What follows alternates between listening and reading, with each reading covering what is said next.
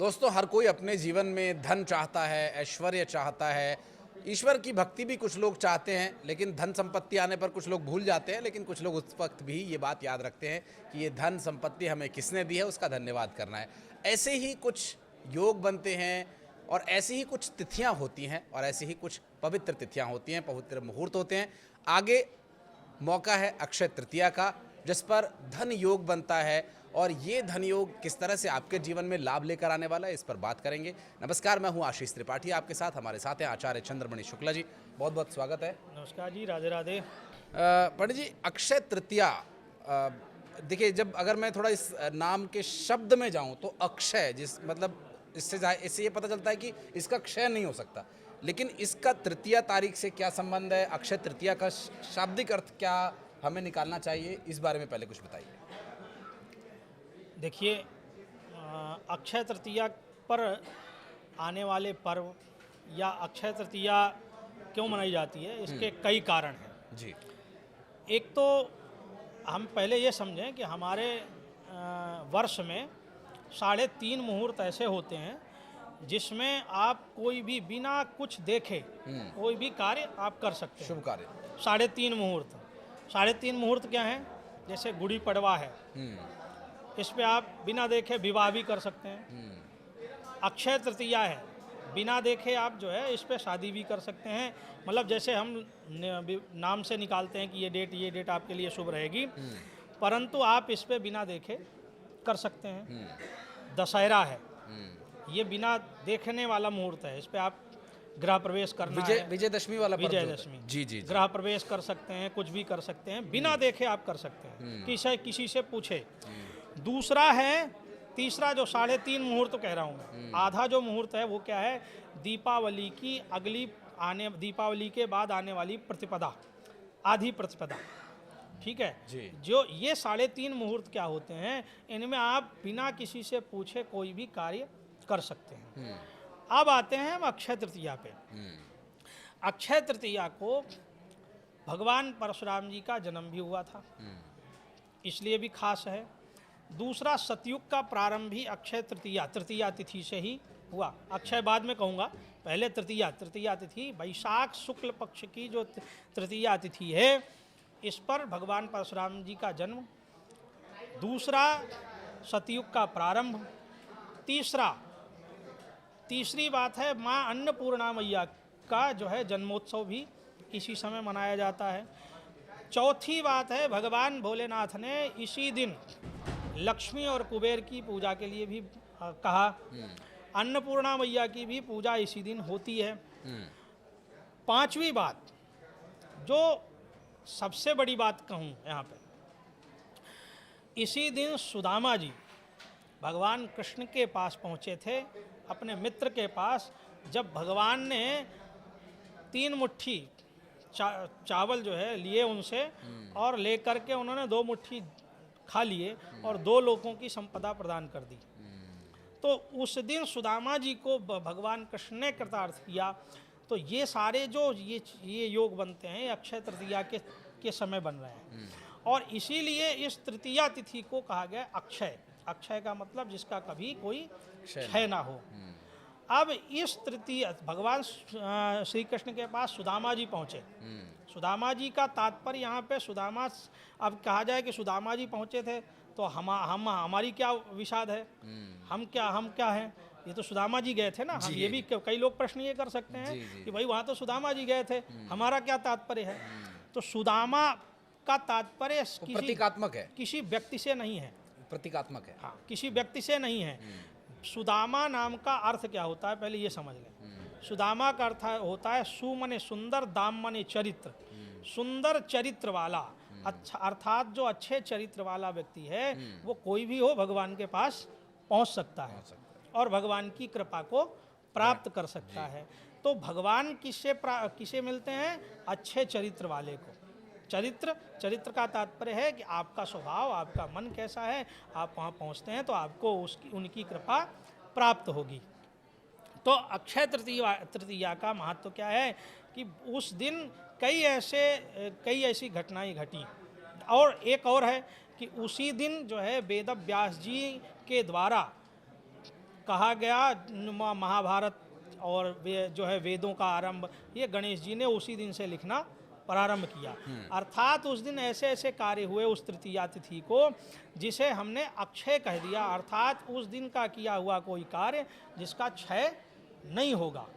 तो इसीलिए इस दिन हम लोग इस दिन को बड़ा खास मानते हैं।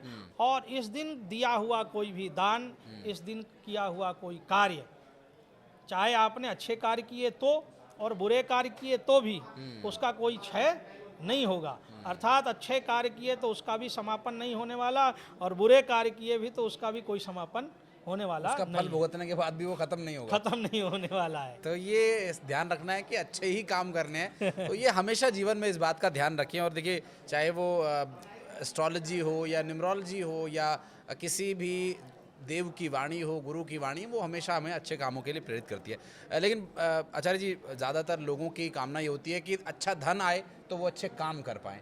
तो अच्छा धन योग कैसे बने? अक्षय तृतीया पर क्या करें कि धन प्राप्ति हो और जो समस्याएं हों उनका निवारण हो? देखिए, अक्षय तृतीया के दिन मैंने अभी पूर्व में कहा कि अच्छे कार्य जो आप करते हैं, अच्छा आपने दान इत्यादि किया, उसका भी कोई क्षय नहीं होता। अब यहाँ पे देखें, दान का तात्पर्य है, ये नहीं है कि किसी आप एक व्यक्ति को दे। दान का तात्पर्य है उस दिन आप जैसे कोई किसी ज़रूरतमंद की मदद करते हैं। हमारे सनातन धर्म में जो भी कार्य हैं उनको समझने की ज़रूरत है, वो क्यों किए गए हैं। जैसे एक उदाहरण के तौर पे समझो कि हमारे यहाँ गरुड़ पुराण में लिखा है कि अष्टमहादान है। अष्टमहादान में किसी को कहा गया, जैसे मृत्यु उपरांत भाई कि 13वीं के समय ये दान कर दो, ये दान कर दो, ये दान कर दो, ये दान कर दो। किसी को कहा गया भूमि दान करो, स्वर्ण दान करो, ये दान करो। अब उसमें काफ़ी लोग कहने लग जाते हैं कि ये तो सब जो है बनाया गया, अपने लिए बनाया गया ये चीज़ें, अब जिसके पास नहीं है वो भूमि दान क्या करेगा। तो वहाँ पे ये लिखा गया है जिसकी जैसी सामर्थ्यता है वो दान करे। अब मान लीजिए कोई भूमि का स्वामी है जिसके पास हजारों बीघे ज़मीन है, तो वो उसके लिए बताएगा कि तुम भूमि का दान करो। अब हम स्वयं आकाश में लटके हुए हैं, फ्लैटों में लटके हुए हैं, तो हम भूमि का दान करेंगे क्या? जब हमारे पास खुद ही भूमि नहीं है तो हम कहाँ से दान करेंगे? भाई हम भी तो आसमान में ही लटके हुए हैं। ठीक है, तो वहीं अब वहाँ पे अष्टमहादान गया वही भाई मरते समय भी किसी के पास नहीं है कुछ, तो क्या करे? बोले भाई उसमें अष्टमहादान में नमक का बताया गया है, तो क्या वो 5 रुपए का नमक ला करके दान नहीं कर सकता? इतना तो वो कर ही सकता है। दान का तात्पर्य ये है कि हमारी भावना क्या है उनके प्रति, और हम कहाँ दे रहे हैं। देने का तात्पर्य क्या है? जो ज़रूरतमंद व्यक्ति है उसको देना चाहिए। अक्षय का अब यह मैंने इसलिए ये उदाहरण दिया कि ये अक्षय कैसे होगा। अक्षय तभी होगा जब आप किसी ज़रूरतमंद की मदद करेंगे। मान लीजिए उस दिन कोई विद्यार्थी है जिसकी पढ़ने की इच्छा है, परंतु उसके फीस के लिए उसके पास पैसे नहीं हैं, तो आपने उसका एडमिशन करवा दिया, उसकी फ़ीस में जमा कर दिया, ये भी दान हो गया। उसके बाद आपने किसी ज़रूरतमंद को रोजी रोटी दे दी, ये भी सबसे बड़ा दान हो गया। क्योंकि किसी को कहते हैं रोजी रोटी देना, इससे बड़ा दान कुछ नहीं है, किसी की जीविका चला देना। तो ये दान कर दिया आपने, या किसी की आपने किसी कोई हॉस्पिटल में है उसके पैसे के लिए मदद कर दी, ये भी दान हो गया। तो अगर कम शब्दों में कहें तो जो ज़रूरतमंद है उसकी ज़रूरत को आप अगर पूरा कर सकते हैं तो आप पूरा कर दीजिए, उससे उसको लाभ मिलेगा, तो उसका लाभ, उसका प्रतिफल जातक को मिलेगा। लेकिन एक चीज़ पंडित जी, ये सोना खरीदना, ये अक्षय तृतीया पर कोई धातु की ऐसी महंगी धातु, चाहे वो सोना हो चांदी हो, लोग खरीदते हैं, तो इसका क्या मतलब होता है? इस ऐसा करने के पीछे क्या लाभ होता है, ये बताइए। देखिए, एक चीज़ ये हमारे यहाँ कहा गया कि ये इस दिन खरीदो, ये इस दिन खरीदो, ये इस दिन खरीदो। ठीक है, इसका तात्पर्य क्या है कि सोना खरीदते हैं आप, सोना कौन खरीदेगा? पैसे वाला ही तो खरीदेगा। जिसके पास नहीं है वो क्या खरीदेगा? और सोना वैसे भी इतना महंगा जा रहा है, तो कौन खरीदेगा? तो तात्पर्य ये है कि आप उस दिन आप क्या इन्वेस्ट कर रहे हैं। अक्षय का है मतलब आपने सोना खरीद लिया, तो अब उसे आप जल्दी बेचेंगे भी नहीं, तो आपका वो इन्वेस्ट हो गया, तो वो आपके कहीं ना कहीं काम आएगा, तो वो अक्षय ही हो गया एक तरह से। अब जिसके पास नहीं है वो बेचारा क्या करे?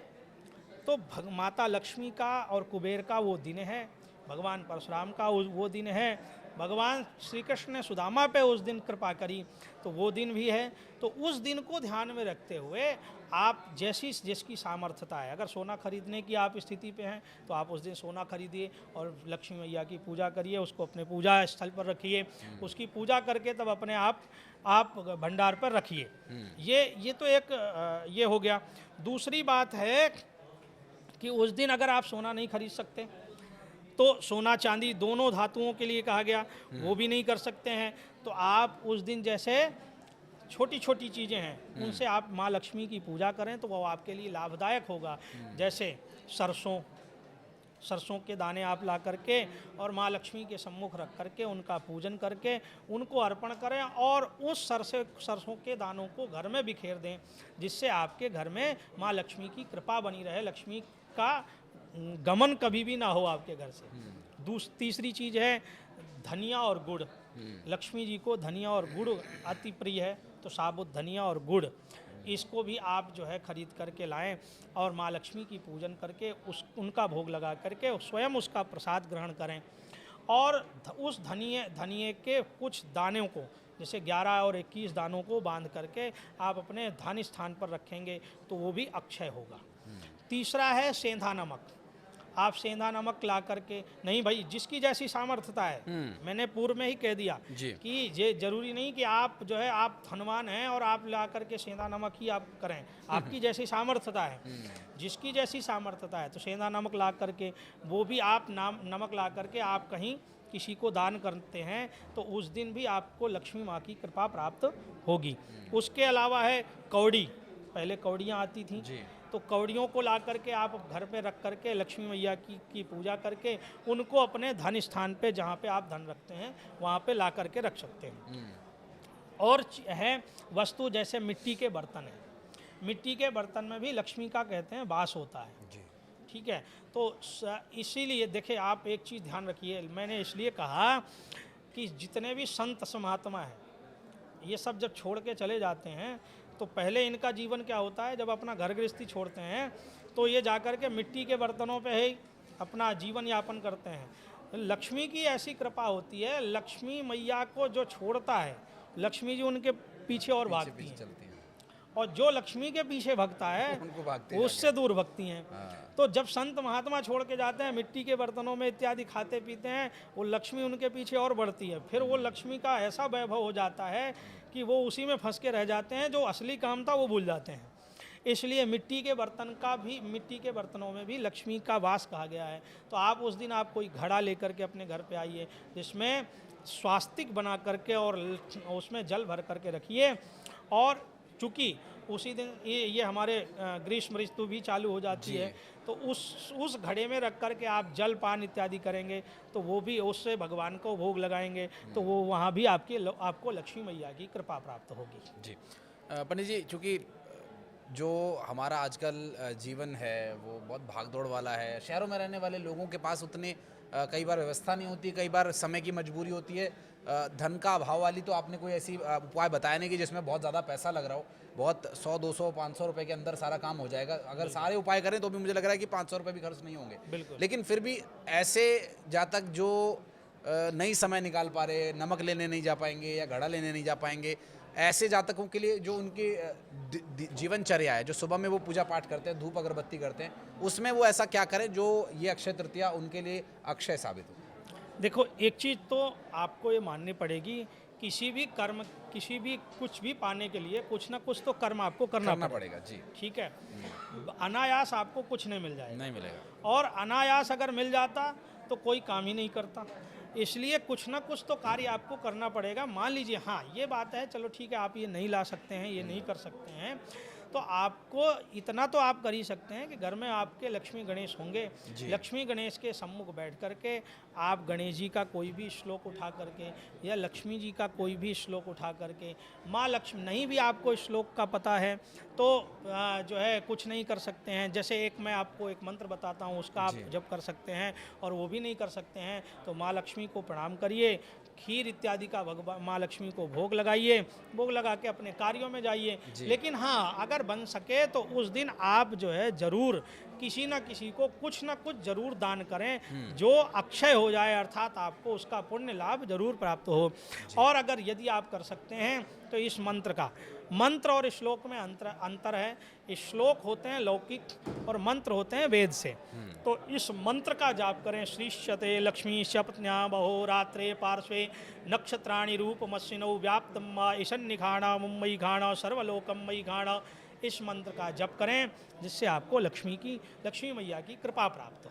जी, उम्मीद करते हैं कि ये जो उपाय पंडित जी ने, आचार्य जी ने बताए, आपके जीवन में सुख, समृद्धि और वैभव लेकर आएंगे। और आप सभी को बहुत बहुत शुभकामनाएं अक्षय तृतीया की, और ये आपके जीवन में सुख और वैभव लेकर आए, इसी कामना के साथ इस पॉडकास्ट में बहुत बहुत धन्यवाद हमारे साथ जुड़ने के लिए। पंडित जी बहुत बहुत धन्यवाद आपका आने के लिए।